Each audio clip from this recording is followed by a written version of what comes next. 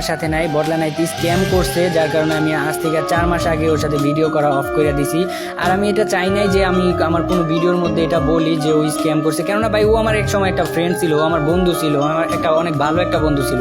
কিন্তু এখন না, এখন আমার বন্ধু হিসাবে পরিচয় দিতে অনেকটা লজ্জা হয় ওর বন্ধু হিসাবে পরিচয় দিতে। ওই একটা দুইটা স্ক্যাম না, শত স্ক্যাম করছে।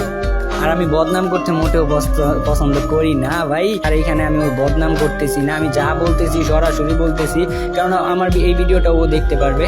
ঠিক আছে গাইস, তো ওই স্ক্যাম করছে বিদায় ওর সাথে আমি ভিডিও করা অফ করে দিছি। কেননা ও যদি এই সামান্য, তখন আমাদের সাবস্ক্রাইবার খুবই কম ছিল, আমার সাবস্ক্রাইবার মেবি 2 লাখের মতো, ওরও ওইরকম। তো তখন যদি এই কাজ করতে পারে, তো আরো বড় হয়ে যায়, আরো বড় ধরনের কোনো কাজ করবে না, এটার তো কোনো গ্যারান্টি নাই ভাই। এটা আমি নিজের দিক থেকে ভাইবা আমি ওর সাথে ভিডিও করা অফ করে দিছি।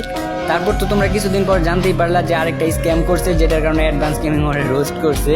আচ্ছা, এগুলো কথা বাদ দিই, তো তোমরা এখন তো ক্লিয়ার হয়ে গেছো যে বদলা নাইদের সাথে কেন ভিডিও করি না। তারপর হইতেছে যে গার্লফ্রেন্ড পাই বদলা নাইদের বইলা গেছি ভাই, লাইক